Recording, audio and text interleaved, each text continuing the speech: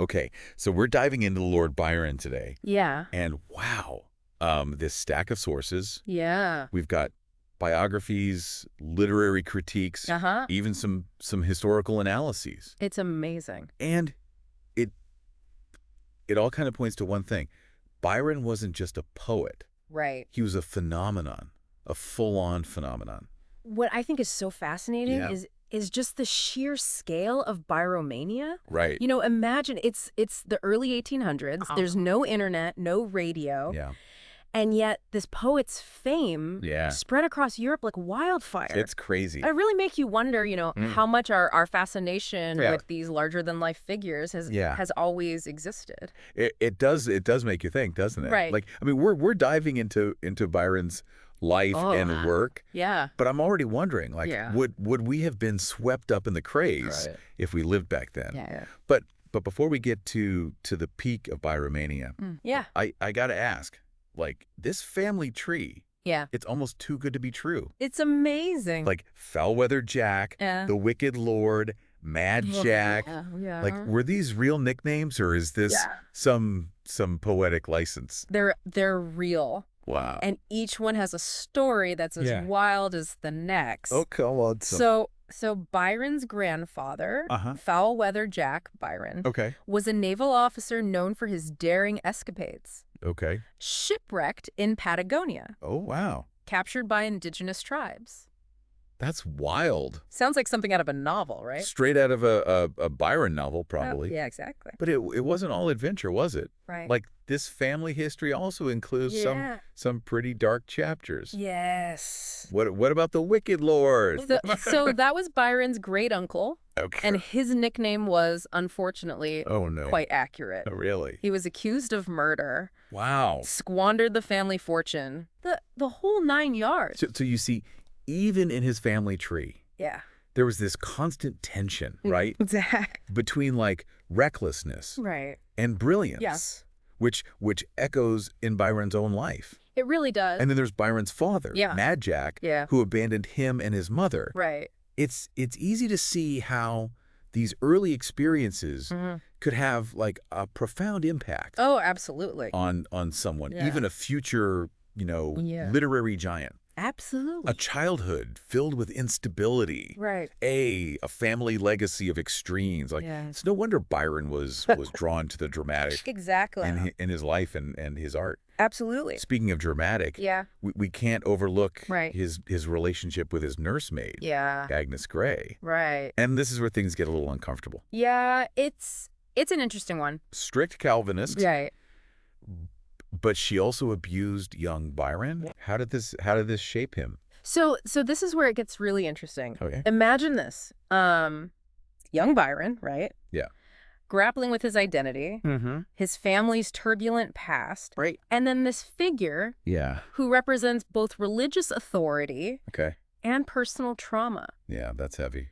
It's not hard to see how this experience could fuel his cynicism towards organized religion Right. and his complex relationships with women later in life. Wow, it makes you wonder if he sought solace Yeah. in literature, Uh-huh. partly as an escape Right. from these early traumas. I think there's definitely something to that. He certainly seemed to find his footing Yeah. at Harrow, Huh? despite the bullying. Right. Or- So Harrow was a turning point, right? Okay. He excelled academically, Uh-huh. formed close friendships, Okay.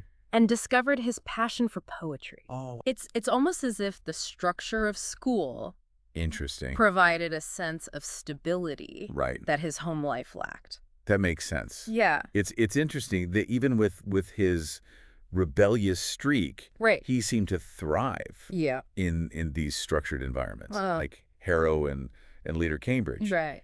He even went on to take his seat Uh-huh. in the House of Lords. Yeah.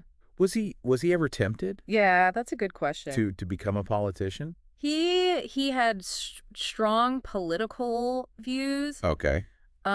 leaning towards the Whig Party, which was considered, quite radical at the time. Right. But he resisted aligning himself too closely with any party. So he wasn't a party man. He valued his independence too much to be confined by political labels. It's like he saw himself as an observer. Yeah, I think that's right. Right. Yeah. A commentator on society. Yes. Rather than a participant. Right. Yeah. In the political game. Exactly. But while he was hesitant about politics. Yeah. He certainly wasn't shy. No, not at all. About expressing himself through poetry. That's for sure. His first collection, Hours of Idleness. Yes. Didn't exactly get a warm reception. No. the Edinburgh Review, which was a prominent literary journal at the time, absolutely savaged it. Oh, they called him an amateur. Ouch. A pretender. Okay. Basically told him to stick to his aristocratic hobbies. Yeah. And leave poetry to the professionals. Ouch, that's got to sting. I know, right? Most people would have crawled into a hole and never written again. Yeah. What did Byron do? Well, he did what any self-respecting rebellious young lord with a sharp wit could do. Yeah. He retaliated with a vengeance. Oh, wow. He wrote English bards and Scotch reviewers. Which was a satirical poem that took aim not only at the Edinburgh Review, but at the entire literary establishment. Talk about throwing down the gauntlet. Right. This wasn't just a response, it was a declaration of war. It was a bold move that really cemented his reputation as this fearless and unconventional voice. I like it. He wasn't afraid to challenge authority, even if it meant alienating himself from the literary elite. Yeah. It's almost as if he was saying, I'll make my own rules, thank you very much. That independent spirit definitely seems to be a recurring theme in his life. Absolutely. And speaking of independence, he wasn't content with just writing about exotic locales. Yeah. He decided to experience them firsthand. He did. At the age of 21. Burdened by debt. Right. And perhaps seeking to outrun those personal demons. Byron embarked on his grand tour of the East. That's right. This journey was a defining moment. Yeah, absolutely. For Byron. Yeah. He traveled to Portugal, Spain, Malta, Albania, Greece, even Constantinople. Yeah. Along the way, he immersed himself. He did. In local cultures, had numerous affairs, and gathered material that would later inspire some of his greatest works. Absolutely. Talk about living life to the fullest. Right. But before we dive into his travels, we need to talk about another significant relationship. Yes. One that has been the subject of much speculation and controversy. Yeah. Byron's relationship with his half-sister, Augusta. Right. This is where things get really complex. Yeah. The nature of their relationship has been debated for centuries. Right. There were rumors of an incestuous affair. Yeah. Which would have been a scandalous transgression in society at the time. Right. Absolutely. Byron himself was evasive about the nature of their bond. Right. But their letters suggest a deep emotional connection. Yeah. It's hard to separate fact from fiction in this case, especially given the passage of time and the societal pressures to suppress such a scandal. But it's undeniable that Augusta played a crucial role absolutely. in Byron's life, both emotionally and practically. That's right. So with a complicated family history, a burgeoning literary career, and a trail of romantic entanglements behind him. Yeah. Byron set off on his grand tour. And with that, we turn the page on the first chapter of Byron's extraordinary life. All right. But trust me, this is just the beginning. Oh, I have a feeling things are about to get even more interesting. Buckle up. I'm ready. Byron's journey through the East wasn't just like a change of scenery. Right. It was almost like stepping into one of his poems. Okay. He wasn't just sightseeing. He was like living the romantic ideal, embracing the exotic, the unknown. Yeah, but this was this was also a Europe at war. Right. It's like the Napoleonic Wars were raging. Yeah, absolutely. Did that reality clash? Oh, yeah. With his romanticized view of the world? Absolutely. Imagine Byron sailing through the Mediterranean. Yeah. Stopping at ports like Lisbon and Malta, having these passionate encounters, writing poems inspired by the beauty around him. Yeah. And all while Europe is in turmoil. It makes you think about the contradictions within him, you know? Yeah. This yearning for beauty and escape. But also this awareness of the darker side of human nature. Right. Did the war change him?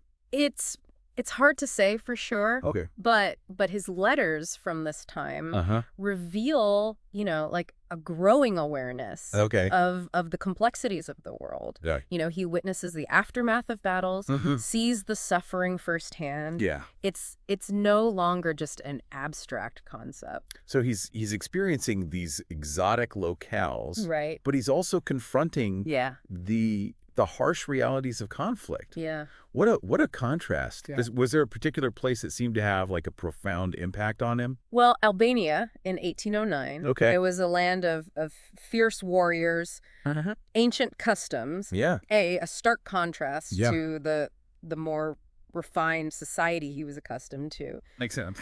Byron was captivated by their independence, their hospitality, and their resistance to Ottoman rule. Wow, he even adopted their traditional clothing, right? Yeah. It wasn't just a costume for him. No. It was a way of expressing his affinity for their spirit of freedom. Exactly. But it also raises an important question. Was his attraction to the exotic like genuine admiration? Okay. Or was there like an element of romanticization of projecting his own desires onto these cultures? Right. It's a question that still resonates today. It's that Byronic paradox again, isn't it? Right. The push and pull between genuine fascination and romanticized projection. Right. But one thing's for sure. Yeah. His travels were incredibly fruitful. Absolutely. His writing. Childe Harold's Pilgrimage, inspired by his travels, was published in 1812 and became an instant sensation. Wow. It catapulted him to literary stardom, turning him into the first truly international celebrity. I mean, here's where that term Byromania really comes to life. Yeah. Women swooning, men imitating his style. His face on souvenirs. It's almost like Beatlemania. Yeah. Centuries early. Exactly. And he was the embodiment of the Byronic hero. Like brooding, enigmatic, and dangerously attractive. He cultivated this image. Aware of his own charisma, playing up his rebellious nature. And his scandalous reputation. Yeah, absolutely. And he wasn't just a pretty face. No. Yeah. Byron was genuinely brilliant. Right. A captivating conversationalist. Yeah. And his wit was as sharp as his pen. But as we know, his personal life was far from a fairy tale. Right. His marriage to Annabella Milbank in 1815 was a disaster from the start. Oh, wow. She was drawn to his brilliance. Okay. But she was unprepared for his volatile temperament and his infidelities. I mean, the rumors surrounding their separation were scandalous. Yeah. Even by today's standard. Oh, no. Accusations of incest, sodomy, madness. It was a PR nightmare. Yeah, he was ostracized. Yeah. By much of English society. His reputation in tatters. Wow. Forced to flee England in 1816. He went into self-imposed exile. Okay. And so begins another chapter. This time on the shores of Lake Geneva. Right. In the company of other literary exiles. Percy Shelley. Mary Shelley. Yeah. Claremont. Wow. Talk about a gathering of literary titans. It was a period of intense creativity. 1816 was the year without a summer. A time of volcanic eruptions and unseasonably cold weather. Okay. And the gloomy atmosphere seemed to like amplify the creative energies of the group. This is when Mary Shelley conceived of Frankenstein, right? That's right. During a ghost story writing contest with Byron and the Shelleys. Yeah. What an incredible moment. I know, right? In literary history. And Byron himself wrote the darkly atmospheric poem Darkness during this period. Okay. The Villa Diodati became like a crucible for romantic ideas. Right. A place where these brilliant minds could challenge conventions and explore the depths of human experience. It's fascinating how these creative collaborations were often fueled by personal drama and intense emotions. It seems like Byron thrived. I think there's a certain truth to that. Okay. You know, his life was a constant push and pull between order and chaos, between societal expectations and his own rebellious impulses. Okay. And it was out of this tension that his most powerful work emerged. But even with the literary success and the notoriety, there was a part of him that longed for something more. Yeah, I think that's right. Wasn't there? He wasn't content with just, personal fulfillment. He had this burning desire to make a difference in the world, to fight for a cause greater than himself. Makes sense. And that desire led him to Greece. So in 1823, he joined the Greek War of Independence, putting his fame and fortune at the service of a people fighting for their freedom. Yeah. This wasn't just another adventure. Byron's putting his ideals into action. He truly believed in the Greek cause. Okay. And was determined to make a difference. His arrival was met with great fanfare. Right. He was seen as a hero, a symbol of hope. Right. But sadly his involvement was cut short. He died in Missolonghi in 1824. Oh wow. At the age of 36 from a fever. He contracted while preparing for a military campaign. It's both tragic and fitting that he died fighting for a cause he believed in. His death made him a martyr for Greek independence. Yeah. His legend growing even larger. Absolutely. Yeah. So we've covered a lot of ground here. Yeah. From troubled youth to literary stardom to exile and finally a hero's death. Quite a life. What's next? Yeah. In our deep dive. It's incredible to think that even 2 centuries after his death, Lord Byron still sparks debate and fascination. Absolutely. He's become this larger than life figure. Right. Almost mythical. That's the enduring mystery of Byron, isn't it? Yeah, like he was a master of self-fashioning. Yeah. Creating a persona that blended fact and fiction. Right. He carefully cultivated this image of the brooding, rebellious, romantic hero. That's like trying to separate the artist from the art. Right. Yeah. Can we truly understand his poetry without understanding the man who wrote it? Yeah. Or does his life story overshadow his literary achievements? That's a question every reader has to grapple with when approaching Byron's work. It's easy to get caught up in the Byron myth. But that would be a disservice to his talent. His poetry transcends autobiography. Okay. It speaks to universal themes of love, loss, freedom, and the human condition. He wasn't afraid to tackle difficult subjects. Right. To explore the darker aspects of human nature. Even his humor was often laced with a biting cynicism. What's fascinating is how Byron's work continues to resonate with readers today. I think so. We might not live in the same world of duels and grand tours. But his themes of alienation, rebellion, and the search for meaning are still relevant. He seems to speak to that part of us that yearns for something more. Yeah. That chafes against the constraints of society. Yeah, absolutely. He reminds us that it's okay to be different, to challenge the status quo. Byron's legacy is multifaceted. He was a romantic hero, a troubled soul, a symbol of rebellion, and a literary giant. It really is. He left an indelible mark on literature, culture, and even politics. His influence can be seen in everything. From Gothic novels to vampire lore to the revolutionary movements of the 19th century. It's remarkable how he managed to capture the spirit of his age, to become a voice for a generation, yearning for change. And even though he died young, his life and work continue to spark conversation and debate. It's as if he's still challenging us, still provoking us to think differently. Byron's story is a reminder that history is not just a collection of dates and events. It's a tapestry woven from the life of complex individuals who dared to live, love, and create on their own terms. So as we wrap up this deep dive into Lord Byron's life and legacy, what stands out to you? That's a good question. Was it his rebellious spirit?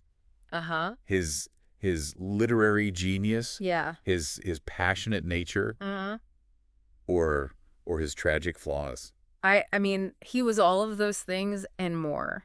And I think that's what makes him so endlessly fascinating. We've barely scratched the surface here. But hopefully this deep dive has given you a taste of the complexities and contradictions that made Lord Byron such a compelling figure.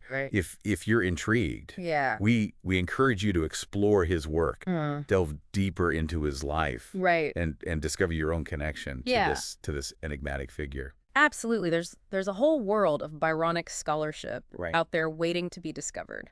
And be sure to join us next time. Yes. For another deep dive into the fascinating lives and stories that have shaped our world. Absolutely. Until then, keep exploring. Keep questioning. Keep diving deep. This is The Deep Dive, signing off.